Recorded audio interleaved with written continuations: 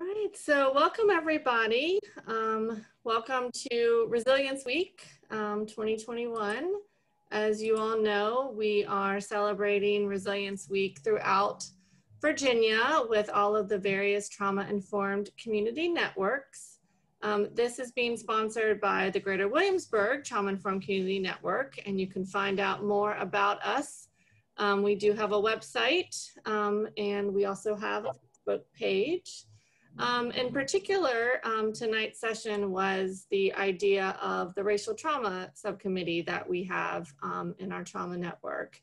And so we invited two gentlemen from our community to have a community conversation about race. So I'm super excited to have them here. So I'm going to do some quick introductions for them, and then I will turn it over to them. So first up, we have Prell Gross. Prell is a licensed professional counselor and a graduate of Virginia Tech, where he earned his bachelor's in psychology with a Spanish minor.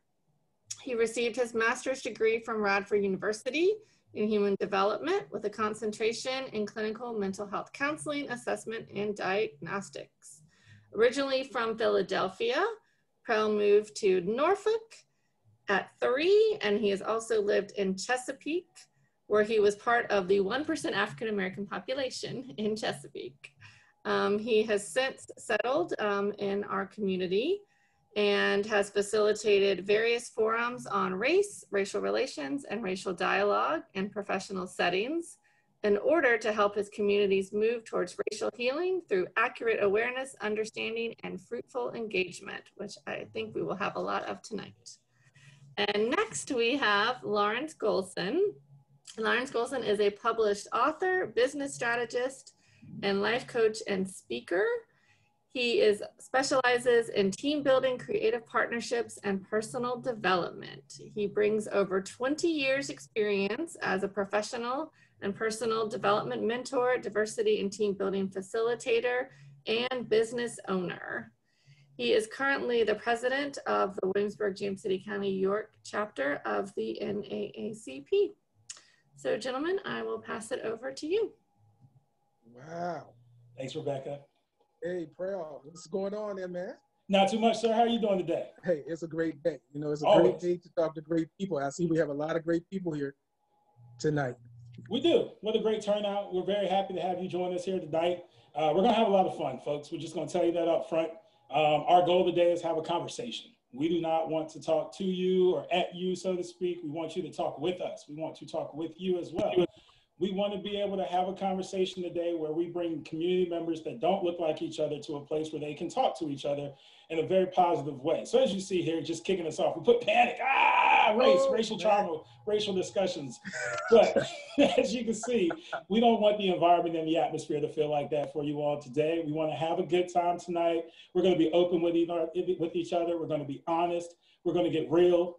You may get sad, you may cry, you may be upset, you may be angry. But we're going to do that together is our point. We're going to have a good time this evening. And we thank you for being here and joining us with us.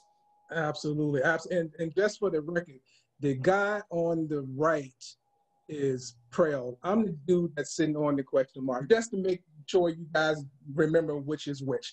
All right, just to make sure we got that out the way. Everybody's cool on that, right? You know which one is which. Woo, well.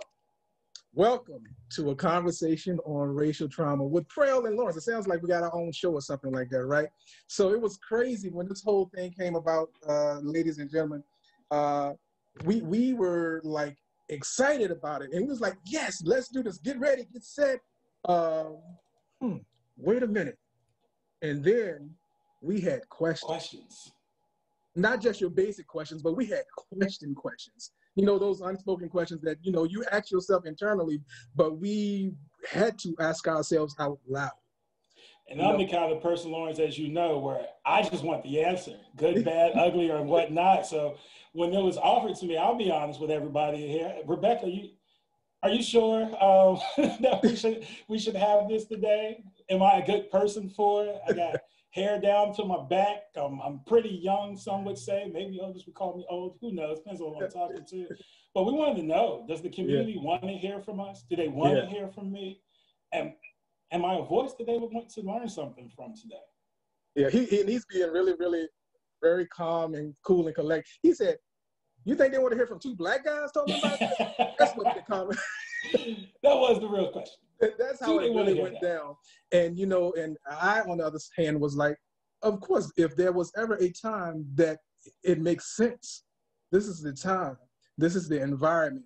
And because we have now, this is where you guys get to give me a very, very unscripted applause. Because we have a 20-year difference between us in age. I am the older of the two by 20 years. Hey, you don't look your age, Lawrence. Thank you. I appreciate that.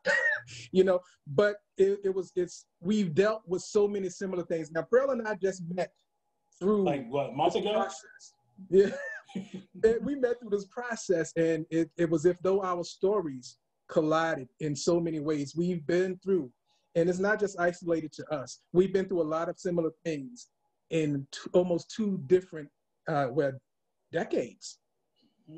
So that in itself lends to why a conversation is necessary, and we should always be comfortable in having the uncomfortable parts of this conversation.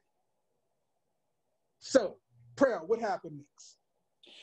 We're ready to go. Are y'all ready to go? Those of you whose faces I can see, can I get a head nod, a thumbs up, anything that we are ready to? Okay, I see it, Lynette.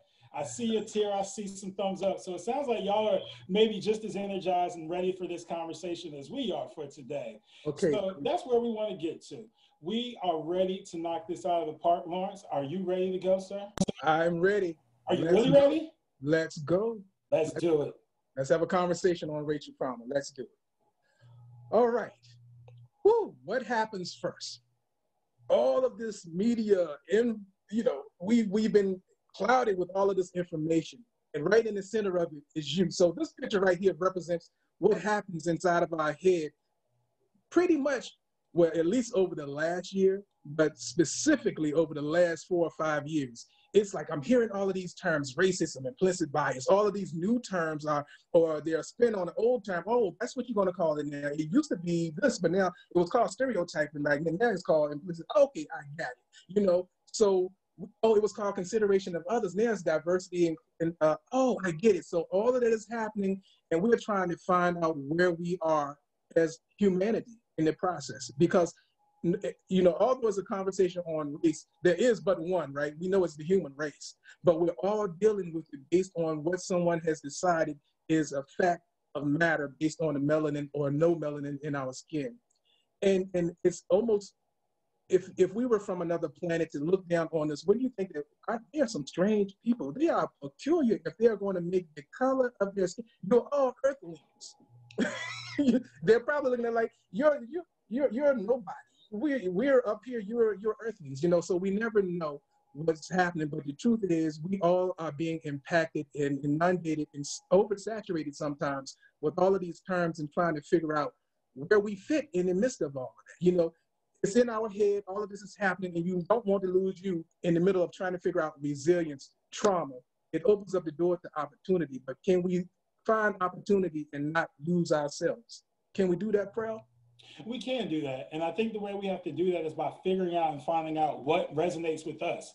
And so when you look at a screen and you see these kind of terms and you see these words, this is actually where we want to start bridging the conversation with the community. We'd like for anybody that's comfortable to share. When you see any of these words, you don't have to give us detail. We don't want you to do that yet. What word stands out when you see the screen that you feel like impacts you or has impacted you, or maybe that you want to learn more about? Who are you when you see this screen? Yeah, don't everybody ask. Now we're gonna start voluntolding you. I was voluntold, so I'm good at voluntolding people. So you don't have there's no right or wrong answer in a conversation like this. Absolutely not. Just Benny, what words stand out to you, sir? Oh man, why did I think you were gonna call me out there? You were waiting. Diversity. Thank you.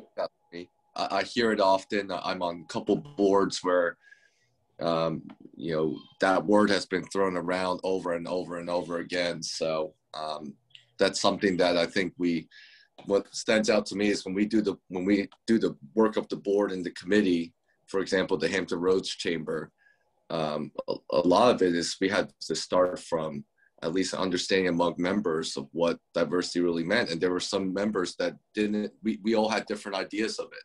So for us, it was about about being able to get together and articulate a shared understanding of what that means, even though it seems so common sense, if you will. Hope that helped. That's great, Ben. I appreciate that. You brought up a very good point that a lot of people lose it's all in how a person defines it. When my daughter was younger and she was, and I told my sons and my daughter, when you meet somebody and you say you've fallen in love, whatever that looks like, you should make sure that the other person's definition of love either matches or complements yours. Because sometimes it's not that they don't love, their definition may be totally different than yours.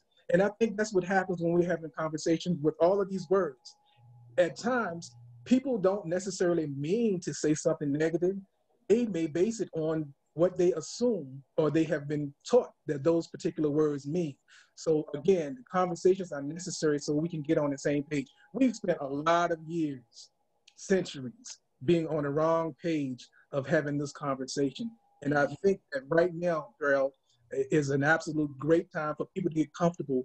I don't think it's so much uncomfortable anymore. I think it's just defining the terms, understanding what they mean to different others, and moving forward. Anybody else has a word that stood out to them or stands out to them that they want to share? The words that stand out to me are privilege and injustice. Privilege Great. and injustice. And that's interesting that you say that, because what we heard the last time is a shared knowledge, right? A shared understanding. That's what we heard from Benjamin. Anthony, you're talking about privilege, right? What that means to certain people. Like, there are things I can do as a Black male that I feel like I have privilege on. But on the societal context, I don't feel like I have a lot of privileges in certain ways. I don't get to go in certain stores, for example, and look around and browse the same way other people may. And I can tell you that from experience. And so when we talk privilege, which is something we're going to get into today, we'll kind of identify what that is. So, and it's not a negative thing, Anthony. The thing I love for people to understand about privilege is it doesn't mean your life wasn't hard. It means the color of your skin or some barriers that you may have had were not implemented to make it harder for you to achieve what you want. That's all we're asking people to recognize when we hear the word privilege. Not that it afflicted you or you did anything negative, but that you had opportunities that maybe other people were not allowed to have. I appreciate you, Anthony. Thanks for sharing that. Anybody else?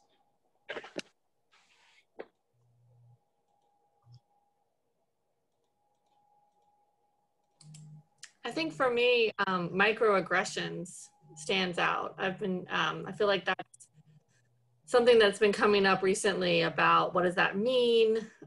Is that something that's intentional? I saw somebody put intent in the chat. And I think the whole notion of microaggressions sometimes being unintentional stands out for me. Yeah, and that's a powerful one right there, Rebecca. And you're right. And that is it becomes one of those new terms, or not necessarily new terms, a term that now is being forced into the conversation when it comes to race. Microaggression. What does it mean? What does it look like? What does it feel like? Well, that wasn't what I intended. Was it implied? Was it unconscious? All of that becomes a part of it. And sometimes it's just a matter of just stepping back, and the speaker and the person who has maybe necessarily been impacted by it, just stepping back and having a conversation is this is what I meant to say. This is what paraphrasing, old school terminology. I want to paraphrase what you just said to me so I can make sure that I heard you clearly. And I think that cleans it up a little bit, or make sure the other person may then come back and say, no, that wasn't what I meant. That happens no matter that can happen in the same household with brothers, sisters, and husbands and wives, just to make sure that we're clear on what I intended. Intentions versus impact is a real thing. Mm-hmm. A real thing. So that is great. Anybody else?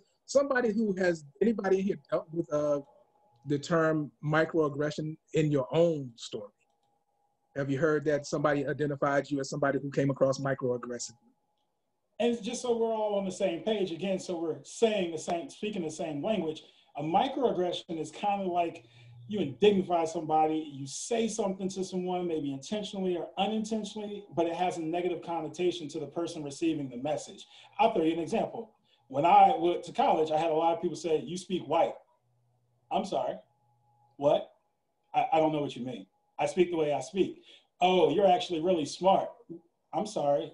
Did you expect me to be dumb? So when you have a microaggression is intentional or unintentional, in dignifying a derogatory way to someone else and the impact that you may not understand.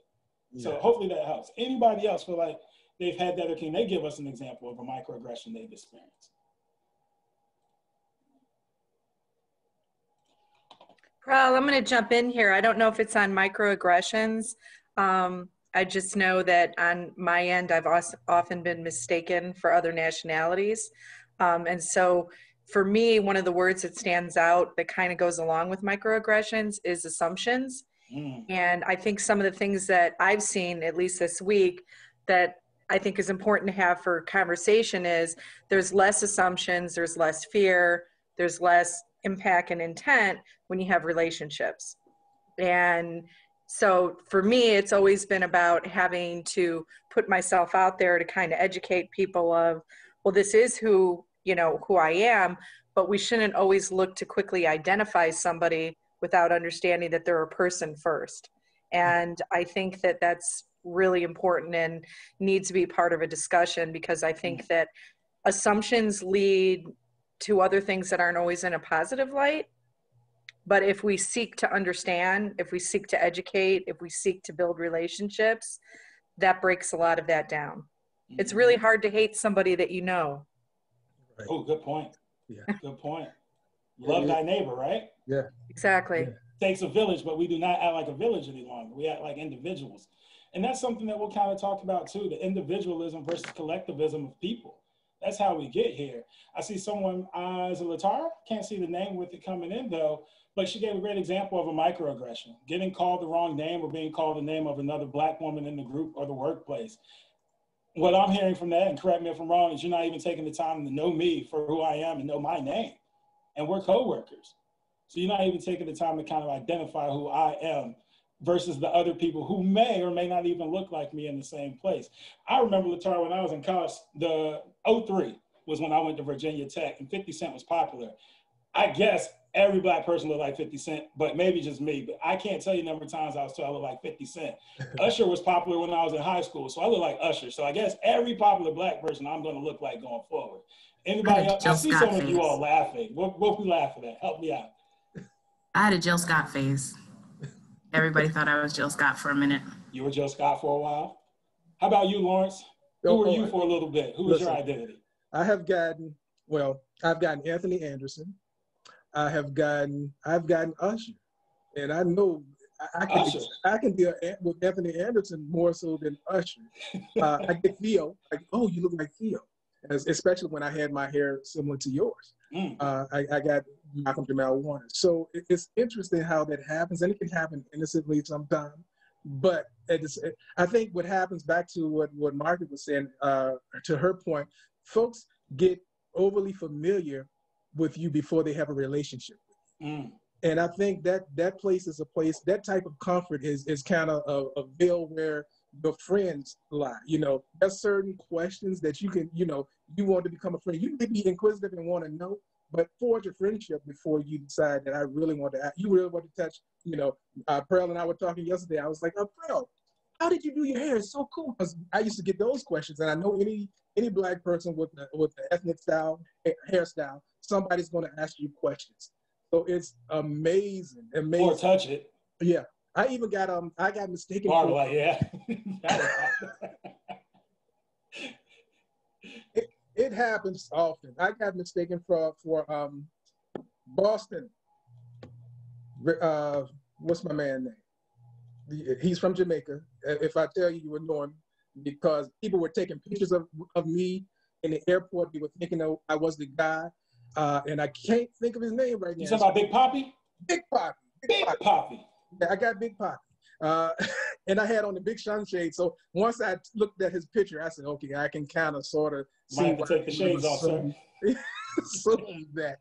But it happens. But I think that happens probably in any race or any culture until you get to know the person.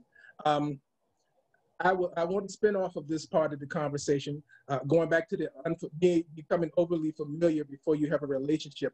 we have friends who own, they own like a nail salon, and they look like you, Margaret, but they're from Africa. So they have customers who come in, and the customers may be white or are white. I'm going to give you this one. They're white, and when all of the Black folks leave out, they're asking them, or they're making negative comments about the Black people who just left out, assuming that they were white and not Black folks from Africa. You know, that has happened within the last 2 to 3 years. So that stuff actually does happen, guys. It's for real.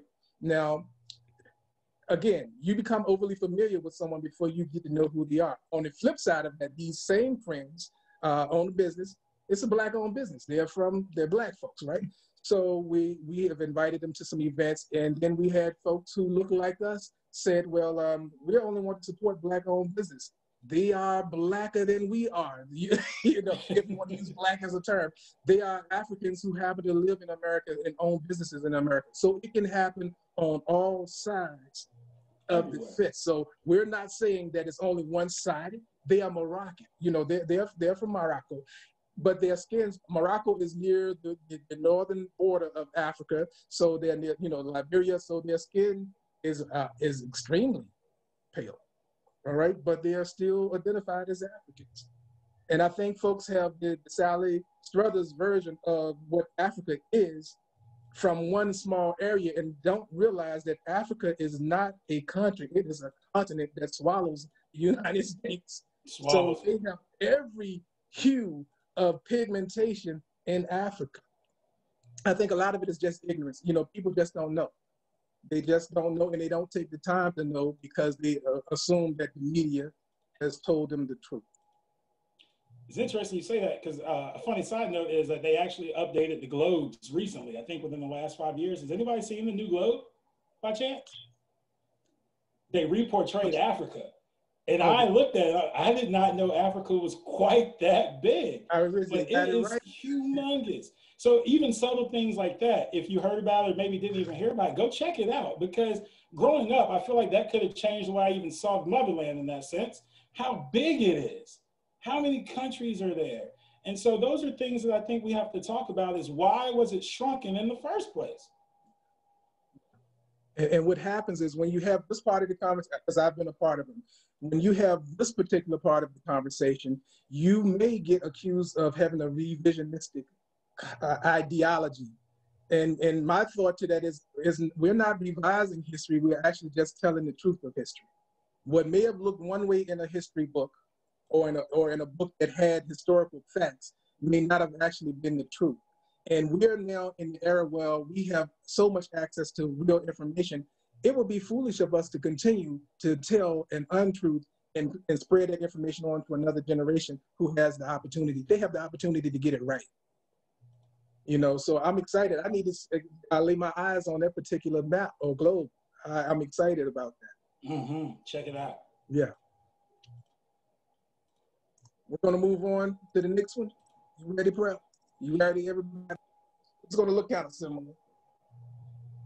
Go for it, Prell. Why are we feeling this way? Why are we having these things kind of pop up for us? Because we're inundated with it. As Lauren said earlier, we're flooded with it all the time. Social media is always portraying race and certain different things.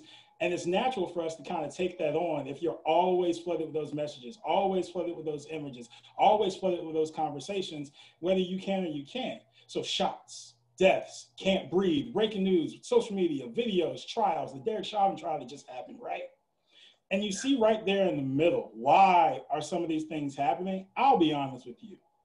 Lawrence and I were talking about it a few days ago. My Black fatigue kicked in so hard where I was still good through the pandemic. I want to be an advocate. I want to keep talking to people. So many people have different questions now because they've been flooded with it, right? You couldn't go anywhere. It was in your face all the time. You could not avoid the fact that there's racial tension and things happening in America anymore. But what did that mean? Hey, you're my Black friend. Can you help me understand this? Can you talk to me about this? Can you please help me understand what this means or what that means? So even when I'm trying to leave it, I can't, regardless of the circle. And so you see there, it's just, why are we with it? Because there are things that happen in our nation that sometimes we don't understand if you haven't had that perspective. take a knee versus a knee on his neck. One was to raise awareness of an issue that is still going on that we just had a trial about. And everybody was up in arms about that 4 or 5 years ago because a man took a knee during the anthem where he just wanted to say, hey, this is a problem. Isn't that freedom of speech? Isn't that what we're supposed to be able to have? But why couldn't we? Because the message got changed to, oh, this is about the military. This is now about the flag. Well, now you're invalidating the voice of the speaker who said, no, this is about awareness. And if you would have just taken it at face value that this is to raise awareness, we may have different outcomes in the future because that could have sparked the right conversation had we taken it seriously enough. Yeah. Yeah. You have to allow people to express their truths, even if it's different than your own. You know, we're going to talk about it later on, but me accepting or hearing your truth does not necessarily mean that it's my truth. I am going to validate your right to have a feeling about a situation. But my expectation is, as a human being, you do the exact same thing for me. I think what happens is when we assume that everybody's supposed to think just like, if everybody thought just alike, then nobody is thinking. You know, we have an opportunity always, every day that you live, we have an opportunity. The cavemen did too. You know, every day they became progressively better at learning how to live. And we should continue to do the exact same thing. Make sure that you do not belittle somebody else's thought because it's different than yours. Give yourself the opportunity to listen with the intent to hear and to understand, even if you don't agree. Because that's where the real work happens. It happens after that conversation. When you go home, you're going to replay something that you heard that person say, and you may find a point of commonality that actually kind of sort of might possibly, potentially make sense somewhere along the line if you put yourself in their shoes in that moment. I know that was a whole lot of stuff, but that's how it happens, you know? All the way down there, I can see their point of view. But until you have the conversation, you never give yourself the opportunity to see the other person's perspective. Any comments on the screen that you guys see? Should be seeing now. All right, so depression. I forgot to tell y'all, in the white box over there, the question mark, or rather, that's Rebecca there. Right, Prell? We forgot to tell folks that that's Rebecca. That's Rebecca, yeah. That's Rebecca. Yeah. You know, she's a resilience, trauma, opportunity person. So, as evidenced by putting this on, right? Absolutely. So all of this is happening. This, again, we have our mind is clouded with all of this information. And now where are you? You've lost yourself because we're behind shots, deaths, I can't breathe, breaking news, all of that. And now we just left with the why. But the truth is you are still behind that. You are still a part of this, the resolution is still in you. We have to be the difference, and we have to be okay with being uncomfortable until it's okay and we're no longer uncomfortable. I think that's the battle cry now. It's uncomfortable, but it's necessary. Mm-hmm.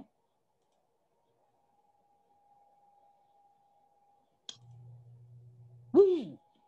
Some ground rules for us going forward as we get deeper and deeper into the conversations here. Not too much, not too hard, but we're just going to review and make sure that we're all on the same page here. Listen to hear, not to respond. You actually heard Lawrence talk about that one a little bit earlier. I remember when I was doing some family work, one of my fathers said to his son, you got 2 ears and 1 mouth, son. Why do you think that is? Right in the middle of the session. And so that's all we want you to do today as well. Listen to hear, not to respond. Because if you're thinking about your response and what you want to say, you might miss some vital information from the person who's trying to share something with you. Yeah. And number 2, and there's 2 parts and it's in this order. Seek to understand, then to be understood. And imagine, it sounds like you're putting yourself behind the other person, but if the other person is doing the exact same thing, everybody is putting everybody else first. Mm-hmm. So seek to understand, then to be understood. Liberate others to think out loud. You know, we're going to try and get into some breakout groups later where we have some non-invasive questions for you to discuss. But we want you to feel comfortable when you get to that point. Obviously, this is a difficult topic, but we want you to encourage other people to speak as well, kind of like we did earlier. Call on someone if you're curious to hear their perception. I can tell you in one of our committees, the Racial Trauma Committee on the Ticking, we actually had that. And it was a really cool experience when we had one person feel comfortable enough to speak out, and then someone actually responded to them as well. And they had a really cool conversation to be able to talk about how they were feeling in that moment. So encourage others to speak out loud, get their perspective so that it can raise your own awareness of who's around you and their thoughts too, so you can have a very good conversation.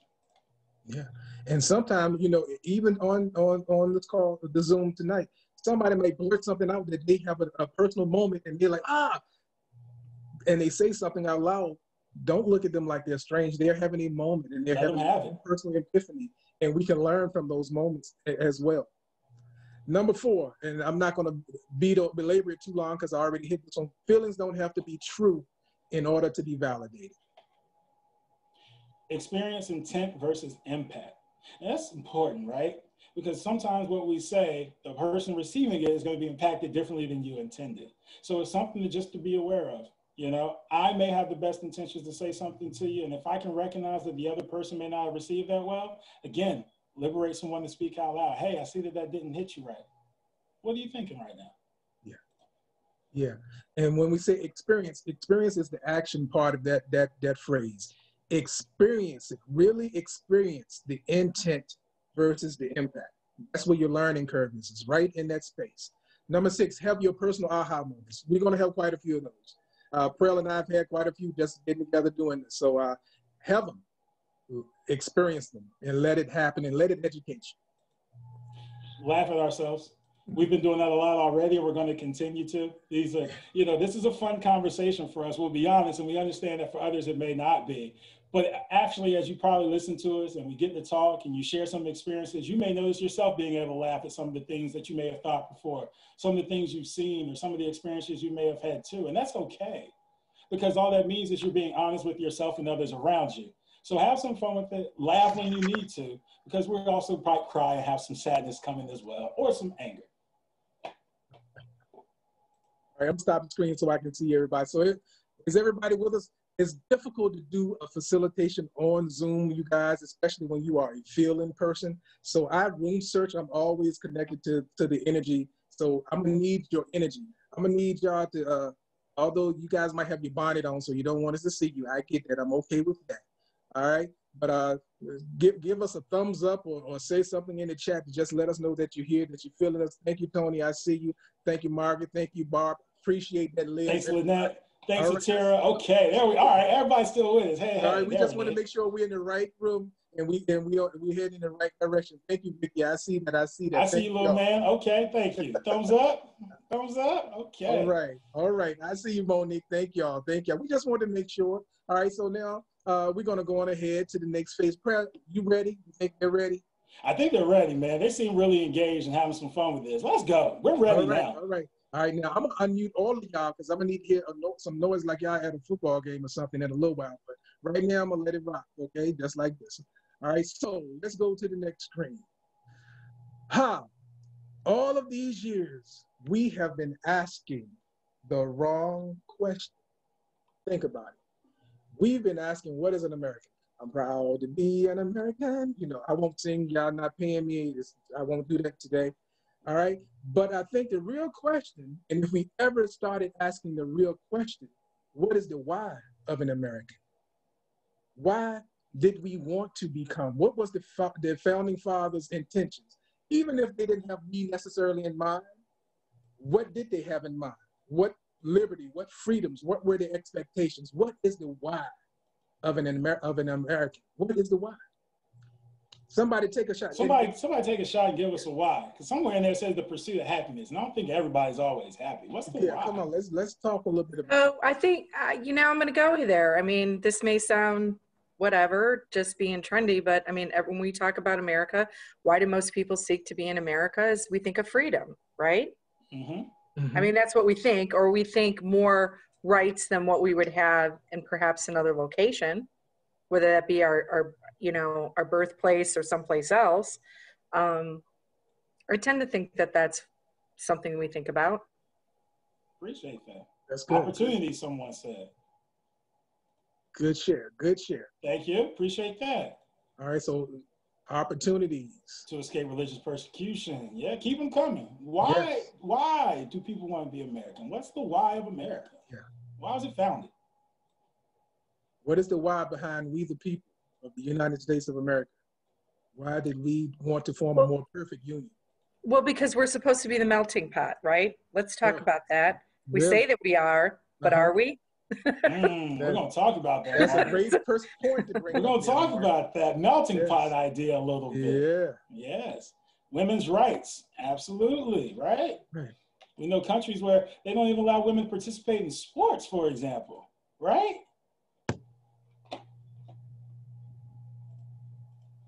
Anybody else? For good marketing, power, equality. These are all great examples of the why behind being an American, right? Yeah. And again, this is a thought-provoking question that we hope that you take beyond this conversation when you're having conversation with your friends, with your families, with your enemies.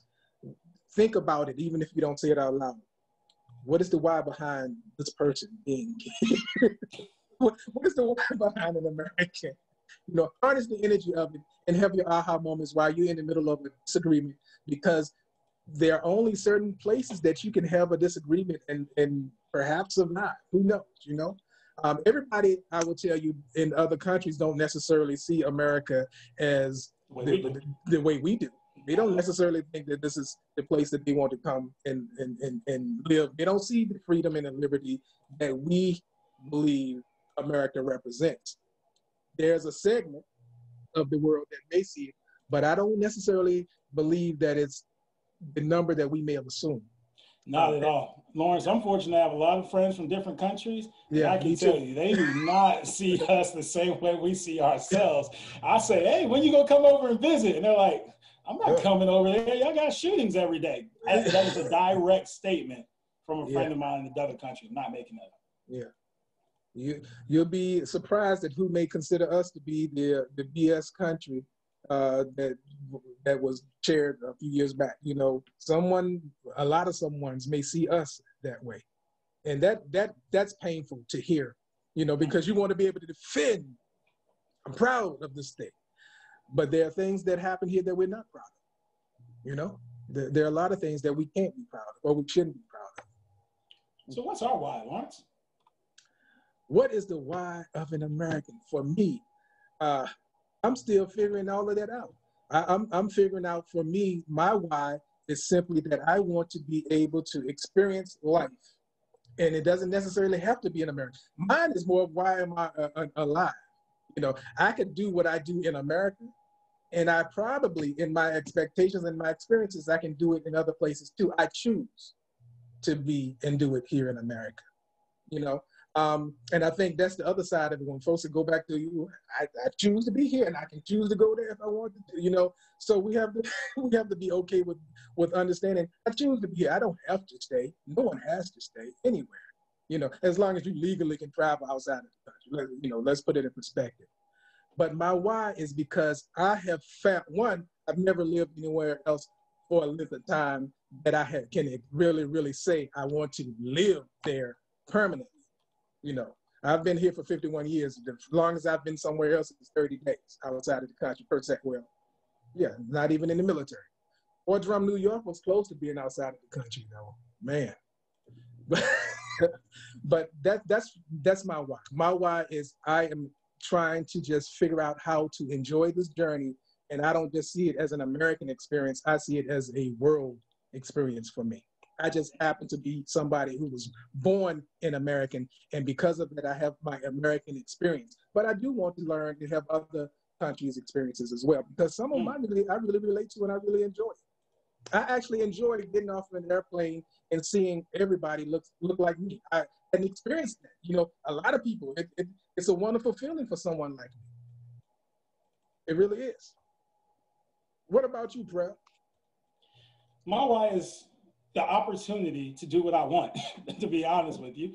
That was the message that was ingrained in me growing up, right? As away from religious persecution, as someone said, the freedom to be yourself, to grow up and be who you are and grab opportunities. I don't know what those opportunities are yet, but I know I don't want to be limited when I figure it out. And to me, that is what's most important about being an American, is that I can do what I want. I can do it at my own pace. I can do it at my own time, and I can do that freely. But as you'll see later, I want to make sure that I can do that without barriers that may take that opportunity away from me. That's good.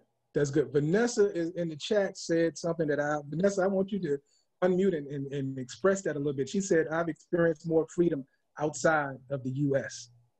Yes, what I mean by that, yeah, I'll explain that. So I served 30 years in the military, 12 consecutive years overseas, between Europe and Asia. And when you made the comment regarding how other countries view us, our perception of what it is to be American versus what it is to be an American in a European country, there are so many things that we get wrong. Within Europe, they focus on the family, not the almighty dollar, right?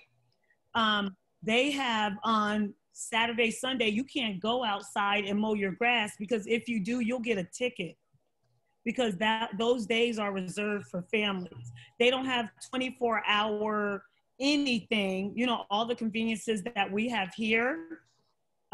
Because when they go out to dinner, it's not just about eating a quick meal. That is a time to fellowship. And they sit at a table for hours. And it's okay, right? So when I say, because I'm at a really difficult time in my life right now, because I retired December 2019, and I had no idea how much I was affected and damaged by wearing a uniform and living a life of duality for the majority of my adult life, because I put on a uniform when I was 21 years old and they spit me out on the other side at 51 years old. So with all the things that have happened over the last year or so, I am struggling with my mental health, my emotional health, physical, everything, because I have shame in that uniform because I'm not proud to be an American right now. I'm actually ashamed to be an American, and my career is now sitting in a closet in my home. I don't have my accomplishments on display because I have to really come to terms of what serving this country has done to me, has done for me, and really me reconciling as a people. Why do we give this country so much when we don't get basic human rights?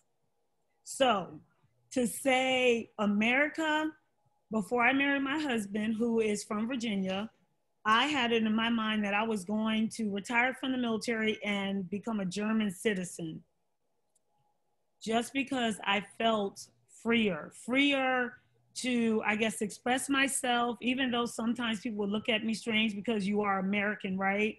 However, I didn't feel as judged as a Black person, because one thing that we don't realize as minorities within the United States is when you go and visit various countries, like for instance, Iceland, there were Africans in Iceland. I would have never even thought that before, but we are everywhere. And it's really interesting to see people that are from the continent of Africa that go and live in other countries beside the United States, and they're very successful. And from the outside looking in, it seems as though they're embraced better than we are here. Yeah. So that's what I say. I felt freer to just be in my own skin and not feel like someone was going to verbally attack me or be treated a certain way just because of my packaging. So I hope that explained what I wrote in the chat. 100%. It absolutely does. Yeah, thank you for sharing your truth. And you know, the amazing thing, as I understand it and I can relate to it, and I feel, just want you to know, I feel your heart, I feel your whole conversation right there. And it is true, when you travel abroad, you do feel a different feeling, you know, it is a different level of, I won't even say respect, it's just that you're accepted without trying to be accepted. Right. Especially when you embrace their culture, right? Because yeah. we are a people that we embrace others and their differences, you know, as a group. And there's so much that everyone brings to the table. And I think because of our experiences as a group of people, we have no other choice but to embrace differences, because that's all we want as Black people, right? Yeah. Absolutely, Vanessa. And it's funny you say that and bring that up. Again, I agree, man. I appreciate you sharing that, Vanessa. I felt that in my soul as you were speaking. But something I can piggyback on is when I went to Europe, I had a chance to do that. And it won't be long, but I remember there was a group of kids that were walking around. We went to a big park. It was a big national park. And obviously, I was in Croatia. There aren't other people that look like me in Croatia. It's just bottom line. It's just me. Everywhere I went, except for the beach, there was a guy from Africa actually who played basketball in Croatia. He was the only other person of color I saw while I was there. But the whole time I was there, I didn't feel like I was the only person of color. But when we were at this park one day, there was a bunch of kids that were just running around. The middle school was there, and they kept saying stuff around me and whispering. My wife's from Croatia, so she kind of picked up on it, and she told me about it, and we went and did something else. This group of kids all of a sudden runs up to me. It's like 15, 16 kids, and my defenses are up. I'm like, whoa, y'all running at me too hard. I don't care if you're kids. I don't know what's going on. They stopped and said, hey, we've never seen anybody that looks like you. Can we take a picture? And what? I had on a Spider-Man shirt. We were doing Spider-Man poses and everything for the next 10 minutes. And I promise you in that moment, I said, I wish this happened in America. Yeah. I had that experience in China. I was actually in Tiananmen Square, and we're walking and turn around, and there's people just following us. And I'm like, okay, this is same. I'm feeling the same way, right? Yeah. And I'm like, who do these people think? They thought either we were athletes or whatever, and they came up to us. They wanted to touch our skin. They wanted pictures with us, and it just felt like love and acceptance, even though you didn't speak not one word. Just because they embraced that difference that they saw in you, because we had a translator, and the translator actually told us that they were from some small village, and the only time they saw someone with darker skin was on the TV. You know, and just to not be perceived as a threat. Yeah. Just as a different person. Yeah. Amazing. Amazing. Thank you, Vanessa, once again for sharing. You are taking us into the places and the spaces that we actually want to go to. We really appreciate you sharing. You're welcome. Where we're okay. So our why for today, to feel more comfortable talking openly about race and racial issues. Do you feel like we're getting there a little bit? Thumbs up, give me a head nod. Do you feel like we're at least having the right conversation so far? Similarly, to increase comfort with an often uncomfortable topic. I can see you all, I can see smiles, I can see some thumbs up, I can feel it when you're speaking and sharing your advices in the chats. You know, I hear you, that you're getting a little more comfortable as we progress and getting comfortable with this uncomfortable topic. And then as we said too, to gain a perspective of what those who don't look like me experience on a daily basis, a weekly basis, throughout their life. Because I can't experience what you go through in your own skin, whether you look like me or not, and you can't experience that from me either. But if we talk about it, hopefully you can gain a better understanding. When you say why, for example, do a group of people have issues with a certain group of people? Well, let me tell you some of our experiences and how we got here so you can understand where we are. And that's all we're trying to do today. Yeah. Look at that picture. That picture, when Prell brought it to my attention, I said, man, this has to be a part of what we do. We are not all in the same boat. We are all in the same storm. You hear people say all the time, oh, we're in the same boat. But the truth is, we do this together, man. We got to do this together. Hold on. We are truly not in the same boat. We just happen to be in the same storm. And when you look at this picture, you may assume that that wave is the storm, but that wave is just a symptom of the storm. And it's funny because the picture has I call it the Carnival Cruise. Carnival Cruise with the flag on it. Yeah, that's going right into the symptom of the storm. Did anybody else pick up on that? Notice which boat is going into the big wave. Just saying, for imagery. We didn't create it. Prell just located it. But I found that this was powerful. We are not in the same boat. Anybody else have had that thought? What do you feel about it when folks say, you know, we're in this together? Are we really? You know, I've had those questions are we really? You know, as a Black man in America, as a Black man who has Black sons, and now I have 5 Black grandsons, for me, you realize that I can never really take a breath, because as my family grows, my heart's capacity to not only love, but to be extremely concerned about safety, security, expounds as well. And I can't control it. I can't control what somebody, I can control my son in my home, but when my kids are all over the place and they have kids in different states and cities, I can't be in all of those places at the same time. That is traumatic, you know, and that is something that we feel. Rest, Rebecca, where you jump. I was just going to say something that Vanessa said really resonated with me in her experience in China about, she said, not to be perceived as a threat.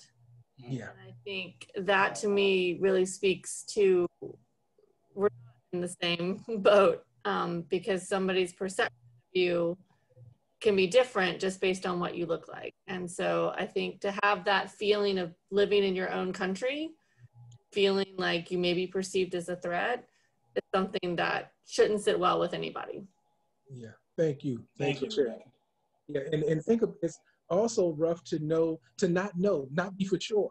If the person is smiling at me and I'm cordial and I want to speak and I speak, is this lady, this white lady who happens to be in the elevator with me, and she's going to be fearful of me? Is it going to be one of those media moments that I have to deal with later? So I'm going to turn my head and not look at her. She's going to turn her head and not look at me and clutch her purse.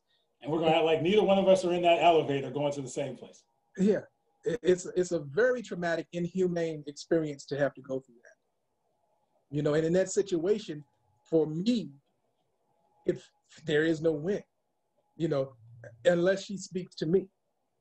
Yeah, and it is painful, like you said, because I get that all the time. Like, I can be honest with you all. There are certain times I walk into certain spaces, and I'm a social person. I think you all can pick up on that. I will not speak to you sometimes if you're of a certain demographic, because I feel like you won't speak back to me. And that rejection, it hurts because I don't understand why you can't say hi.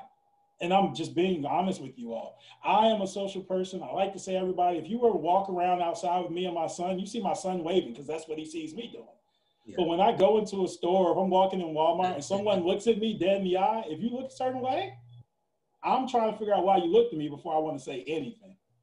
Yeah. Imagine being a kid, you know, kids all over the world, kids are the exact same. But imagine being a kid and you becoming maybe right around 9 or 10. If I'm looking at my grandkids now, around that age, you now have to have thick skin. So you used to be able to speak to everybody, but you're now having to guard your conversations, and that begins to follow you now for the rest of your life. So you really lose the opportunity to have meaningful friendships on a very organic level, because now I have to be on guard because of this. That's a rough space to be.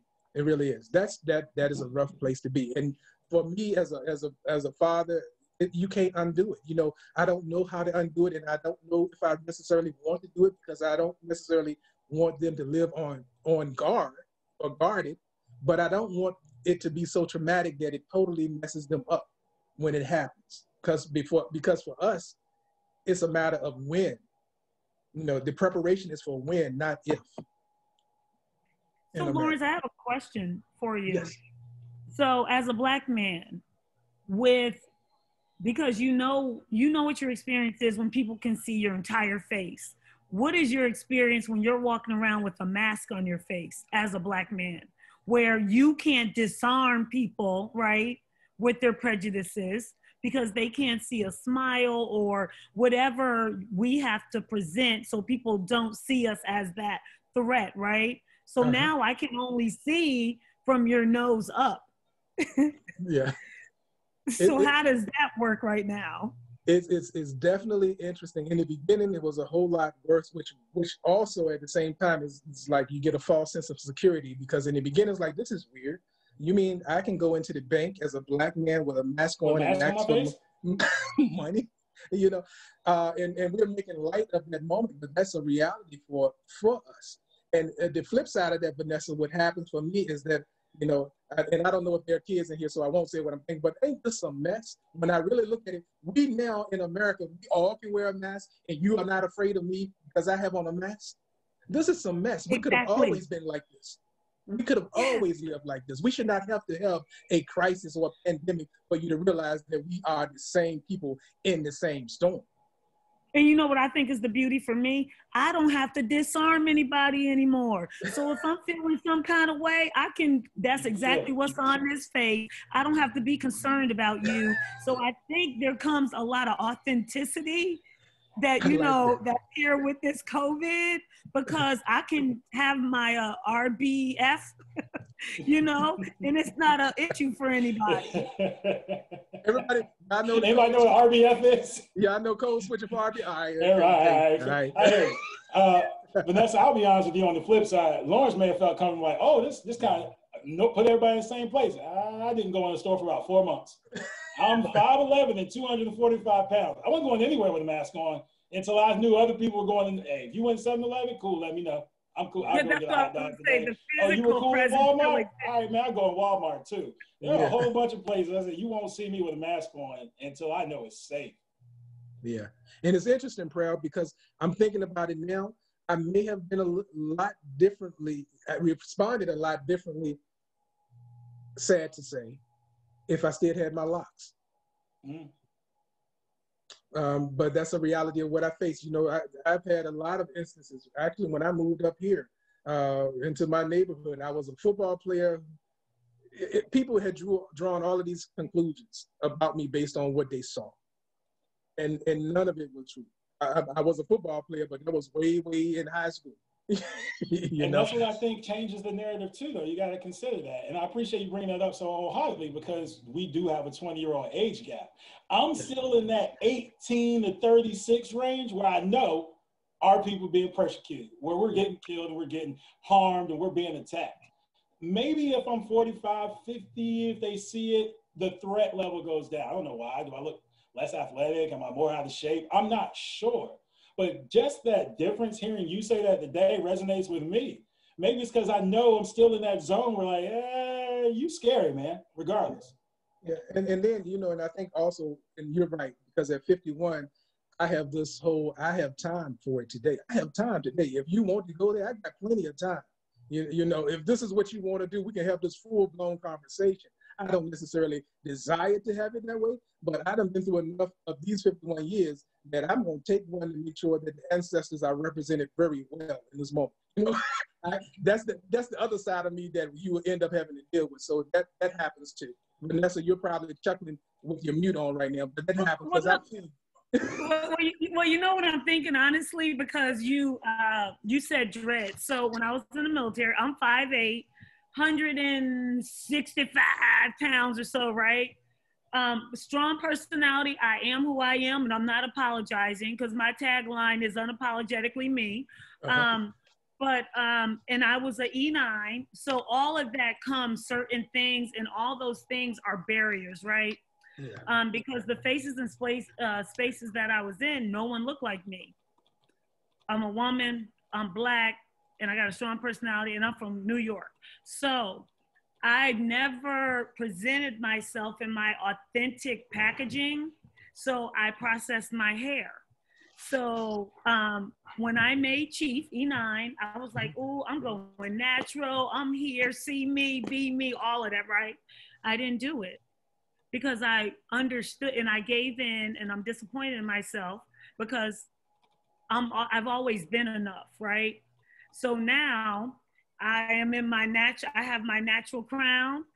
I am 100% not apologizing to anybody for anything, any part of me, but I've noticed the younger generation, they are they have fully accepted who they are and how they want to express themselves in the physical. And I think the older, we kind of fall into the stereotype of it's easier if I process my hair, or it's easier if I present myself a certain way to put other people at ease. So when I look at these young people, my husband thinks differently because my bonus son, he's got the natural hair thing going on. But I'm like, I love it. Like, wear your crown, be you, be proud of your DNA. And it is quite liberating. So I love to see a man with the locks or whatever you want on you because I know it takes a lot of strength, especially when you're a professional right now in the work environment.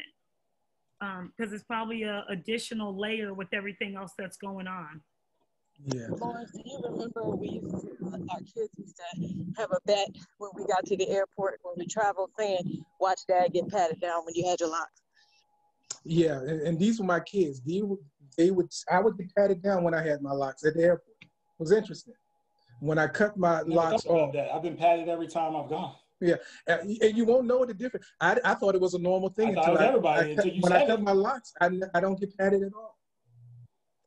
But my kids had grew up with that because we traveled all the time, and they were very young, and it was their running thing is that watch Dad get patted down. You know, imagine being a young Black boy. He was about 11, and his sister was 9. They looking because we traveled all the time, so they knew that they were going to have to wait for their dad to get patted down at the airport. And that's a part of their life. Now they're 31 and 29.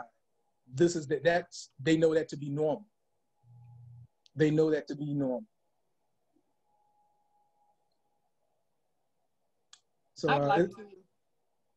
Yes, ma'am. I'd like to comment on something. Yes, please. I'm sitting here listening to all of you. I'm very glad to be a part of this conversation. I've been around a long time, and I'm hearing you all focusing on what happens to men and young boys. Well, I am a mother of, since Mother's Day is coming up, I gotta chime in here. When I say I've been around a long time, well, you just count on 70 plus for me. And I have 3 daughters. I have lived in Philadelphia.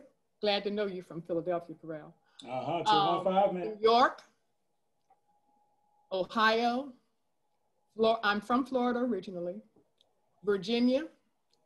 The best place that I've ever gone that I felt like a free woman, and when I'm telling you felt like a free woman, and I mean I grew up wearing, me and Angela Davis and Nina Simone, all of us were those liberating women who had a story to tell and would not let anybody tell us that we were something different than what we were. Musicians have a thing about that. I've learned a lot from being around a lot of musicians. I will say that when I went to Amsterdam, that's the only time I felt totally me, totally Liz Montgomery. I did everything I needed to do and didn't have to apologize to anybody for anything, and I was accepted as a human being, period. But I had to teach all of my girls the same thing. The oldest is way over 50. She told me to stop telling her age.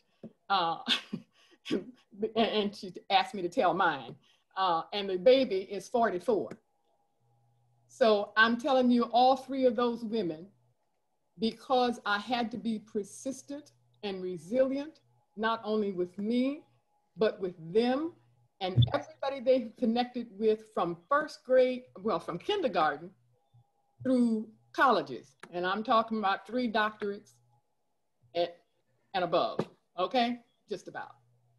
So I'm saying to all of you young people that I'm looking, everybody, especially Benny. Benny, I haven't seen you in a long time. I haven't seen you. I'm sorry you got your picture up there. I hope you're hearing what I'm saying. Barbara, I know who you are. The rest of you, I don't really know you. You may know me, but I'm just saying that women have a responsibility to make sure they tell not only their sons, but their daughters the same message, because you get the same kind of treatment. I don't care what you're doing. And I've seen it here in this town. I first came to this town trying to get a job, and the first thing the woman said to me when I went in and asked for the person's name who was in charge, she looked at me like I had lost my mind because I asked for the person by name. She said, "You can't mean the mayor of the town and the president of the bank." I said, "Is that the man's name? That's who I want to talk to." Absolutely. You know, you have to be persistent in what you want to do. Apparently, I'm one of these youngsters, grew up in Florida, and it was given to me from the beginning by my mother, who raised 9 children, 6 boys and 3 girls. So I'm saying to all of you, I'm gonna suggest that all of you are younger than I am. I have no idea, I don't see everybody. But I will say, what you say to your sons, make sure you're saying it to your daughters. Make sure you are encouraging them and promoting them in this stage of trying to be a total person. They're human beings. That's what I want you all to know. Absolutely. Sorry, I had to say that before I get off. Happy Please Mother's don't Day, apologize. everybody who is Oh, a no, not at all. no. So I couldn't sit here and not say something, okay? Sorry. Queen Mother Liz, you know I know you. You know I You're learning me. You're learning me, okay? Yeah, I anticipated that Queen Mother Liz was going to bring it. There ain't no way in the world I can sit here through this and Wouldn't not want say anything something. different from you, Liz. Thank you. Thank you. You. Thank you, there, Queen. Wakanda forever to you. Awesome, awesome, and thank you. You're absolutely correct. Though we are when we may be highlighting men at moments, but trust me, our daughters, our wives, our mothers, our sisters, they have always been about the business of fighting this good fight. They've always been the ones standing on the front line. The women have always forged ahead and made sure that they secured the parameters. So I salute you because I know you were there in an era that you had to stand against some foolishness and stand strong, and you did, and you're here to teach us folk how to continue to fight and to put it in perspective. So thank you for that. Thank you. Let me just piggyback on that quickly, Ms. Liz. I am here and as strong as I am because of my mother. I can tell you that up front, wholeheartedly right now, watching the way that she fought certain struggles, watching how she encouraged me to fight through certain battles, and watching her pick me up when I was broken to pieces. So I can tell you, whether I am talking directly about Black women, people of color, myself, or Black men, I know that there is a strength in the collective of the people of color. And I can tell you mine came directly from my mom and what she showed me and how she showed me to fight with my brain, with my education, with my spirit, more so than my strength and my physicality, which is what I wanted to do when I was younger. When I was cornered, I was the dog that wanted to fight. She taught me a different way to fight. Absolutely. Absolutely. I love the energy y'all are bringing. Absolutely. Shall we move on? I think we should move on. I think we can. So again, why is this important? Just some things for you to ponder. Did you know that Caucasians will be the minority by 2050? Have you ever heard that? Did you know that? Data shows it. We've seen the trend. So what does that mean? Why is that important to get comfortable with race today in 2021? Because it's changing by 2050. As other races increase the population they have, the foothold, the footprint that they can put in America, Caucasians will lose power in that sense. And so what does that mean for you in your day-to-day life, in your professional life, your coworkers, your superior, your boss, for example, who you train, who you're going to support, who you teach, who you educate? How about at a wedding? What if your grandchild marries outside their race? Will you be at the wedding? Are you going to be there at cookouts, at family reunions? Are you going to be comfortable in your own space when they're bringing people that don't look like you into yours? That's all we're asking. Because if you're not comfortable with it now, or you're not trying to get comfortable with it, even if you aren't, well, as America changes, good luck. Because if you look at history, every country before us has been blended from other countries coming together. And that's why we can say, oh, I think this is what a person looks like if they're Indian or Greek, right? Or if they're Hispanic. So in America, we're one of the youngest countries. We know this. So when we're long gone and we're not here in 400 years, there's going to be a way where you can identify Americans most likely. It starts now. Right now. That's why. What is the why of an American? What is and so you can kick to the next one for me, Lawrence, because it piggybacks off of what Margaret asked and said earlier. Yeah. I was waiting on that. I knew that it may come up, right? Because that's what's been ingrained in us growing up so much, right? America's a melting pot, the melting pot of America. We all should want to be in America because you just blend together. What? We are a country of individuals that forgot what collectivism means. You heard that earlier from Vanessa? And sometimes I think the sum of the parts make a stronger whole, and I think a lot of people would too. And so when you think of this concept, the salad bowl versus the melting pot, we grew up being told that we're a melting pot. Everybody should come together and be one soup. I'm not a big fan of that. I like the idea of us being America, the salad bowl. The salad bowl is the individuality of all the ingredients making a complementary meal that's delicious. so that when I bite it, I taste lettuce, I taste onions, I taste olives, I taste tomatoes, I taste vinaigrette, right? Like that's what I want in America. And that's what we should be aiming towards. The salad bowl that says, I see you as you are, you see me as I am, and we together make things great. That's what we want going forward. And we can appreciate and value all the differences that we all have. Without doubt. Yeah. Anybody else on that? If you've heard of it, if you haven't heard of it, please share with us. What comes to mind when you hear this? Because for some of you, it may be completely new, or some of you have maybe heard it, or what do you think hearing it today for the first time? Let go of the melting pot, because we should be a salad bowl.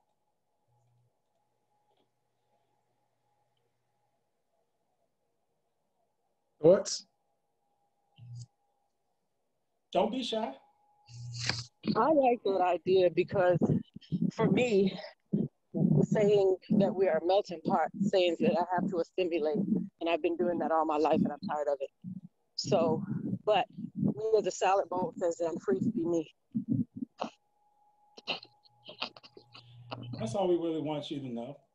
Be free to be you amongst everybody else, right? Use your strengths to make a greater good.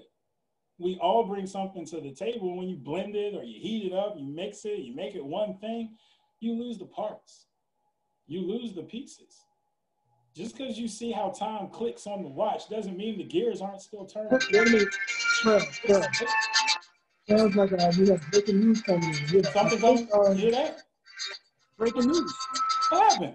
Yeah, there's apparently a report of a man and a lady jogging on a trail, and the lady was asked, I think she was asked, where are you from? Where are you from?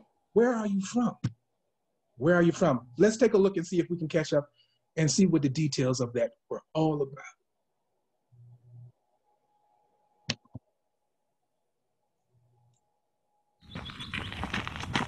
Thumbs up quickly if you've seen this before. My name is Chris, and when I was 19 years old, I was diagnosed with pituitary. Nice day, huh? Yeah, finally, right? Where are you from?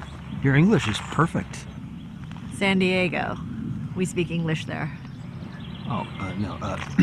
Where are you from? Well, I was born in Orange County, but I never actually lived there. I mean before that. Before I was born. Yeah, like, where are your people from? Well, my great-grandma was from Seoul. Korean. I knew it. I was like, she's either Japanese or Korean, but I was leaning more towards Korean. Amazing. Yeah. Hamshasina. There's a really good teriyaki barbecue place near my apartment. So I actually really like kimchi. Cool. What about you? Where are you from? San Francisco. But where are you from? Oh, I'm just American. Really? You're Native American? No, just regular American. Oh, well, I guess my grandparents are from England. Oh, well. Hello, Governor! What's all this then? Top of the morning to you. Let's get a small tea. Double, toil and trouble. Mind the gap! Beware, Jack the Ripper! Bloody hell! Pip pip! Cheerio! I think your people's fish and chips are amazing. You're weird. Really? I'm weird? Must be a Korean thing.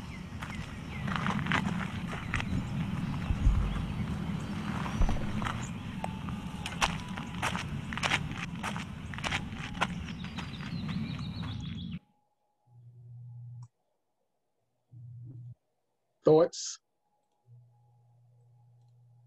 She got him. Those were microaggressions. Those were just out there. Anybody else? What's your take on it, Tony? Yeah, I mean that's an awesome video, and I mean you see all the stereotypes come out. Exactly what everyone, or lots of people are thinking, and they put it all right out there. Yeah, it was a good video. It definitely puts it in perspective, doesn't it? Mm-hmm. Anybody else want to share a thought they had watching that? But you know, I'd rather know exactly what someone's thinking. Being raised in New York versus living in the South. Because my first time in outside New York, I went to Florida, Panama City, Florida. Absolute culture shock. I was called you people, I was called colored, and this is in 1996. And I didn't take it like personal, like I understood. You don't realize you're offending me because you've never left this county. And that's exactly what I said to this older white woman. And I experienced my own ignorance because I knew about the rebel flag, and there's something in Florida called a scuba safety flag. And it's a red flag with a white line through it, like vertical. I think it's vertical, right? So I went to work and I was like, oh my gosh, I keep seeing this flag around here, blah, blah, blah. It's on license plates. It's on like storefronts. And my coworker's like, oh, what does it look like? And I'm like, oh, this, I described it, and they laugh at me. And they said, Vanessa, you know that's a scuba safety flag. I said, I'm from New York. We don't scuba. So I experienced my own ignorance, right? And culture shock. So I was very well aware of my limited life experience. So when I experienced it from the other side, I could give them the benefit of the doubt of saying, you've never left here, so you don't even know that you're being offensive. You know, and sometimes I think we have to kind of look at how we speak to other people and how we treat other people, because I think a lot of people don't intentionally mean to offend people. They just don't know any better. And I'm not trying to excuse, you know, racism or anything like that, but some people just have never experienced different people. Because like being in the military, you go to basic training, I had people say, you're the first Black person I've ever seen. Oh, or you don't act like other Black people. You mean the ones on the news with the handcuffs and their hands behind their back? All right, I'm gonna mute myself. But see, to me, that's the privilege of being able to pick and choose whether you can experience that or not. If you're a Black person, you can't choose to not experience that. Right. And that's one thing that's taught me about privilege, is that I can choose where I show up and how I show up, and whether or not I have to talk to my white son or not. If I was a Black mother, I wouldn't have that choice. And that to me is the privilege to be able to make those choices on my own versus somebody else making those choices for me. That to me is how I describe the privilege that I have, unfortunately. Oh, I do have to join in here just to do a little bit here, because I think I've shared some experiences personally.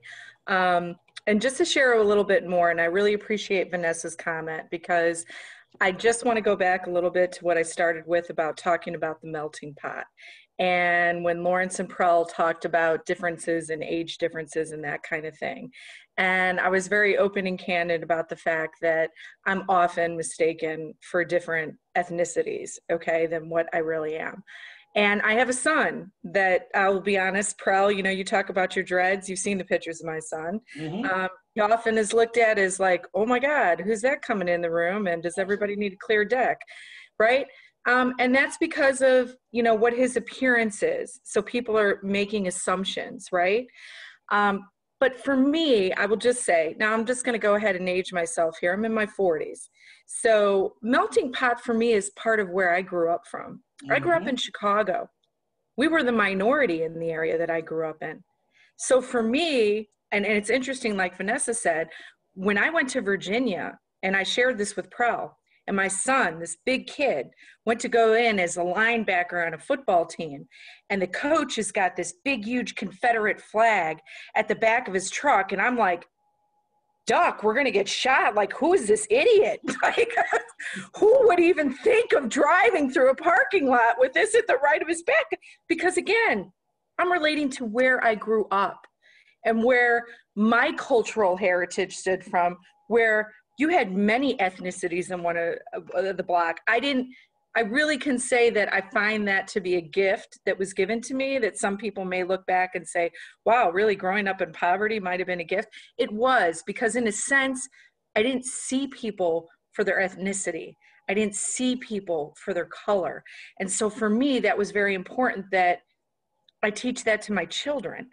So I guess the bigger reason I explain this is not so much to explain myself, is to get back to what Vanessa said, that a lot of this, no matter where you're looking at it for what angle, it's really a lack of relationships and a lack of education and a lack of understanding.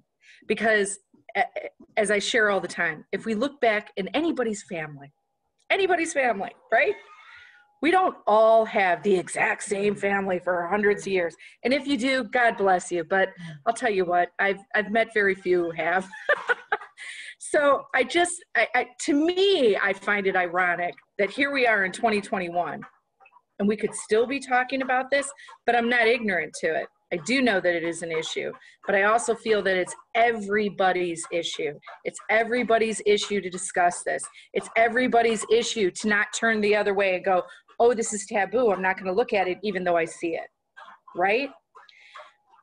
I don't know. So sorry, that's my 2 cents. I had to add it in. No worries. That's why And we're having a conversation today. I 100% agree with you, Margaret, that it should be everybody's issue. Unfortunately, and I grew up in North Carolina, there are a lot of people who think it's not their issue. And I think that's the unfortunate but I think for some people it's felt forced upon them. And so they're going to tell you their 2 cents, but they don't really feel like it's their issue. But they are certainly going to tell you their opinion. And so that, I think, is where the lack of understanding in relationships and the assumptions come from, and the privilege that don't you want to hear their opinion on it. And so that's, I think, unfortunately, what has empowered some people to share, and when but they don't see it as their issue. They just want to tell you their opinion. Right there. And it's interesting, Margaret, when I think about it is everybody's issue, but it creates another divide. You know, and I can't speak for all people of color, but it is a wonderful feeling over the last few years to feel that we have allies who get it and they're willing to stand and align with us in the battle. And then on the flip side of that, we feel like, can they handle this heat that is going to, are they ready for it? Or will they get behind closed doors and they get shocked? And then who we think is our ally, they have to back away. You know, it feels like that. Not saying that it is, but that's something that goes on in the back of our mind. We feel that we're excited and we want, because that's trauma. So you're not sure to trust or not to trust. I love what I'm hearing. I love what I'm feeling, but can I depend on it? Can I count on it? That's where we are now. So we're progressive from where we came from, but now this has given us a whole new dilemma that now we have to really, really depend on. And we have a dilemma as people of color, but our white allies have a dilemma of another great divide. Any thoughts? I have something to say. I'm 61 and I grew up in this area. I never knew racism. I never went to an all-Black school. The majority of my friends were white. The only time I ever experienced anything negative was in the 5th grade when I had a Black teacher who told me I didn't know what color I was because I was friends with everyone. And that was my only experience with anything. And then when we graduated, I graduated from high school in '78. We call ourselves the experiment because we were the first group of children that were integrated in this area. We've had 5 class reunions. Our committee is all races. And when we have our class reunions, you would never see color. We are all still friends. We all talk on the phone, we text, we check in. I never thought that my son would go through what he's going through now. And I never thought that this conversation would be happening because I guess I was naive. I've only seen this in the last 10 to 20 years, and I'm 61. Thanks for sharing that, Crystal. You know, I'm big on, one of my platforms is that we are not monolithic. You know, I think people often assume that any culture of people are monolithic, that we all think the same, we all have had the exact same experiences, we all have the same level of understanding or education, and that's so far from the truth, no matter what part of the rainbow you fall. So thank you for sharing it, because everybody may not have been a traumatic experience you may have had, but that teacher, she was responding to her own personal trauma and what she saw. She was probably trying to prepare you for something, and she didn't know how to say it a right way. Not that you ever needed to be prepared for it, and not making an excuse for her. But that's a traumatic experience for her and for you. You know, I can only imagine being in the 5th grade and you having a teacher to identify something that you never had identified as an issue or something to be concerned. So when you hear these type of conversations happening, what do you feel? I know you said your son, but what do you feel for you personally? Because you didn't experience it and you have your class reunions and you guys still don't experience it. How does it feel to know that other folks definitely have gone through this? Where do you feel yourself as far as in that whole lane? What does it feel like for you? It's confusing, it's sad, it's hurtful. I worry about my son a lot, you know, going out, because you just never know, even though he's grown, you don't know day to day what may happen. And we have a very close relationship. When he was in college, he told me he didn't understand how people went days and not talk to their parents. If we went 2 or 3 days, he would call if I didn't call him. So we've always had a very good relationship. And going back to like the race thing, my birth certificate says colored. I was born here. My sister was born a year before me. Hers says Negro, but I was colored. That's interesting. And you guys graduated in 78? Yes. Well, my sister was born in Philadelphia. So okay. That's the difference too. Different area. Yeah, yeah. Wow. And my mom has 6 children. I think I'm the only one whose birth certificate says colored. Wow. You know, it's funny that you mentioned the 5th grader. My daughter, when we were a military family, so we traveled a lot, and my daughter was always exposed to multicultural. And we're gonna move on because we're not gonna belong. We're gonna have to consider a part 2 if you guys like a part 2 series on this. All right. But my daughter was and when we moved to this area, we still were, you know, she was very much involved with multi-ethnic type of activities. So she didn't have a color base. She was the kid that Black kids said that she was acting or talking white. You know, she went through those things in her childhood. She went to a school. The school was in Newport, Hampton. 5th grade, it was Black History Month. Again, my daughter never been exposed to any of this type of stuff. She had an interesting moment, epiphany. She was in the cafeteria, and the white girls, and she was the minority in that school. It was a magnet school. The white girls moved her and told her she had to stand behind her, because if it was back in the day, now, you know, everything is sensitive because we're talking about Black History Month. If we were back in the day, you would be my slave, so you need to be behind. Now, I never knew that my daughter was a fighter. I knew she had it in her. Sounds like you may have found out that day. Everybody found out that day. You know, one of the teachers contacted us. They was like, Mr. and Mrs. Gholson, it took 5 of us to get your daughter off of this girl. She beat this girl up and down and underneath the cafeteria table. And my daughter, for her, she really blacked out. She was like, Dad, I don't know. I don't know. When she said it, I didn't know what I was feeling. Everything came out. Yeah, everything came out of her, you know. And we went to at that time, we were at a very mixed church. So she was she had no issues with anything like that. That was her first experience with that. So, and when you said fifth grade, that reminded me of that. But it took her through a whole, then she felt like she was not Black enough. And then she wanted to be in dance troupe. You imagine what that caused her. It exposed her to a whole nother level of trauma. She went to middle school and then she was being bullied because she sounded white. And she went to this school and the kids told her that she had to be behind them because if she was back in the day, she would have been enslaved.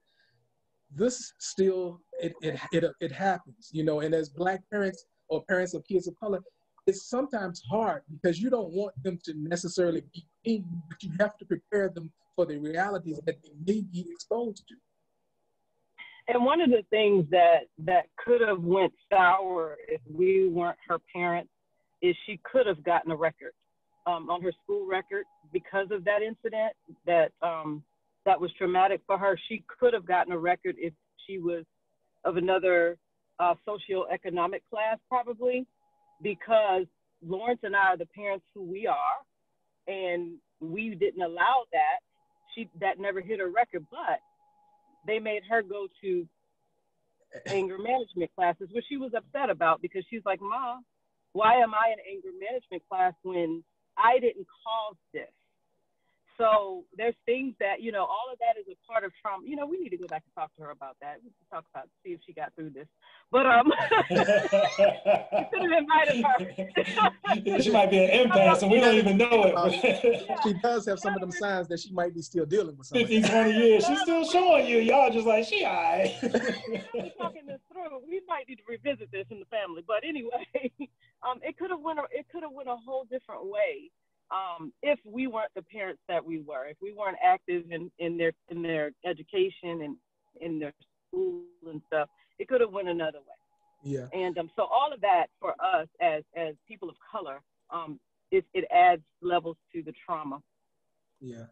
Unfortunately, now Miss Crystal, there was one Black teacher in the fifth grade at that particular school, and that teacher took her under her wing prior to that moment, but from that moment until she left that school, to kind of make sure that she was okay and she knew that she did not necessarily cause the problem.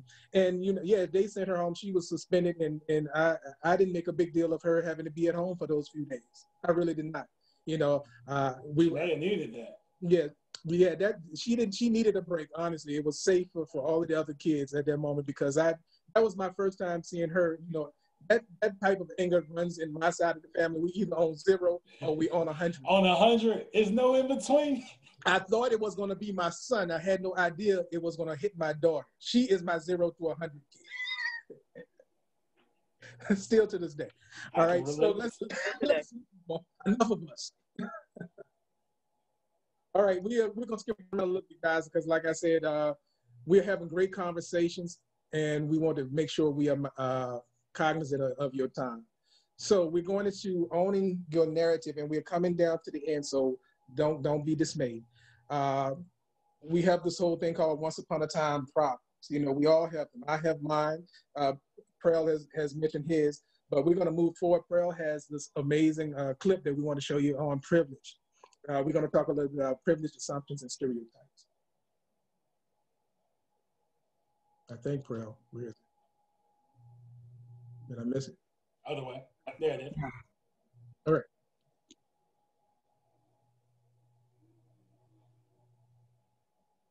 Don't y'all check out on us yet. We're going somewhere. We're coming near the end, okay? We'll wrap you up. Y'all have been great. Hey, line up. Line up. Everybody line up. We're about to race. Everybody line up. Same thing for me. Give me a thumbs up if you've seen it. Shoulder to shoulder. Take off your backpacks. Basketball, line up. We're about to race. Hey, we are racing for a $100 bill. The winner of this race will take this. A $100 bill. Before I say go, I'm going to make a couple statements. If those statements apply to you, I want you to take 2 steps forward. If those statements don't apply to you, I want you to stay right where you're at. Take 2 steps forward if both of your parents are still married? Take 2 steps forward if you grew up with a father figure in the home. Take 2 steps forward if you had access to a private education. Take 2 steps forward if you had access to a free tutor growing up. Take 2 steps forward if you've never had to worry about your cell phone being shut off. Take 2 steps forward if you've never had to help mom or dad with the bills. Take 2 steps forward if it wasn't because of your athletic ability, you don't have to pay for college. Take 2 steps forward if you never wondered where your next meal was going to come from. I want you guys up here in the front just to turn around and look. Every statement I've made has nothing to do with anything any of you have done. Has nothing to do with decisions you've made. Everything I have said has nothing to do with what you've done. We all know these people up here have a better opportunity to win this $100. Does that mean these people back here can't race? No. We would be foolish to not realize we've been given more opportunity. We don't want to recognize that we've been given a head start. But the reality is we have. Now, there's no excuse. They still got to run their race. You still got to run your race. But whoever wins this $100, I think it'd be extremely foolish of you not to utilize that and learn more about somebody else's story. Because the reality is, if this was a fair race and everybody was back on that line, I guarantee you some of these black dudes would smoke all of you. And it's only because you have this big of a head start that you're possibly going to win this race called life. That is a picture of life, ladies and gentlemen. Nothing you've done has put you in the lead that you're in right now. When I say go, on your mark, get set, go!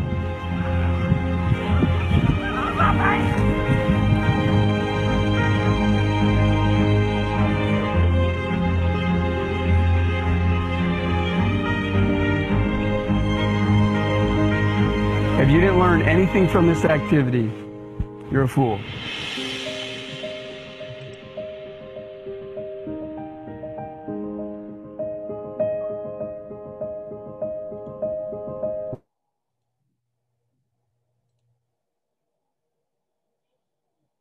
So if I may ask, what do you take away from that video? What captured you? What stood out? Did you see things differently, for example? Do you hear anything differently? Do you understand differences amongst people and their opportunities or how they want to advance, but there are barriers and limitations sometimes, depending on where you come from, who you are, what your family can provide for you? It doesn't make it impossible. It certainly can make it harder. What stood out to you?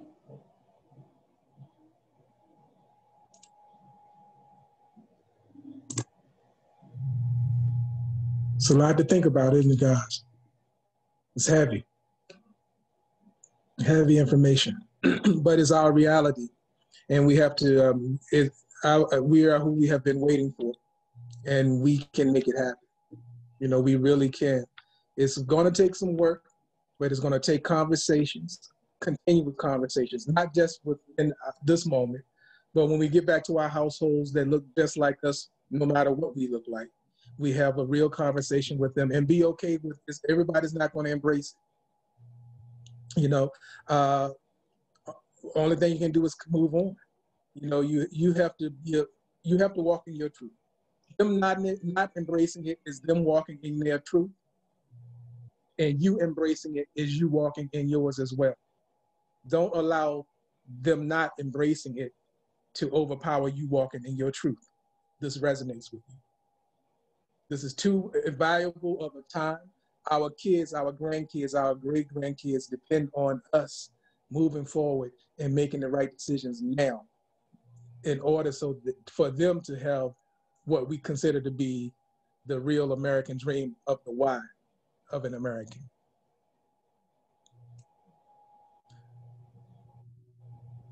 Prell, which one should we go to now so we can link them to let these people go home? Where should we go to? I just want to thank everybody. You know, this is what we wanted for today. I can tell you that Lawrence and I had 13 more slides we were going to get to or were ready for, but we had to tell ourselves that if we tried to do this in the right way and we were able to bring people in, that we would probably have the discussion we wanted and we wouldn't get to all of that. We were hoping we wouldn't get to all of that, to be honest, and we had some things planned if we needed to get to that point, but you all met the challenge in a lot of ways. You were vulnerable, you were open, you were honest. You got comfortable, like we said, and that doesn't mean that you'll go home and change the world immediately, but we ask that hopefully you learn something, you see something differently than maybe how you saw it before you joined us today at 6:30. Yeah. And so that's all we want from it. We got to leave you with some sort of educational value, for sure. Takeaways from this conversation with which one is Prell, which one is Lawrence, you guys remember that, right? Just be aware. You know, for us, it's major that we just be aware. Awareness is key of ourselves, you know, of our responses. Why do we feel the way we feel when certain things are happening? No matter what side of the fence you find yourself, be aware. Validation is important. Validate what someone else say they feel and not try to tell them that what they feel is not right. Because it's a different experience and you don't feel it does not necessarily mean that it's wrong. It just means that you don't have a perspective.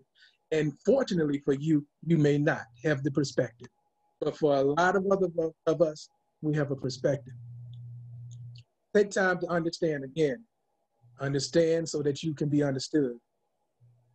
Have a relationship versus sympathy.